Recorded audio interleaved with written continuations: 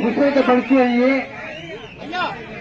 நீங்க இறங்கி வந்து நேரடியாக விசிட் பண்ணீங்க, கைப்பறி செஞ்சு தரீங்க, கேள்வி தூர் வாரி செஞ்சு தரீங்க, அது பால் செஞ்சு சொன்னீங்க. 5 வருஷத்துக்கு பிறகு நீங்க தான் நீங்க வரீங்க. இல்ல இல்ல, நீ என்ன வர போது நீ பாக்கல, நான் ஒன்ன வர போது நீ இங்கே போயிட்டேன். அதனால நான் சொன்னவற்றையெல்லாம் புத்தகமா போட்டு கொடுத்திருக்கிறேன். அரசு நிதியிலிருந்து அதே மாதிரி என் சொந்த நிதியிலிருந்து 1700 மாணவர்களை படிக்க வைத்திருக்கிறேன். அது மட்டுமில்லாம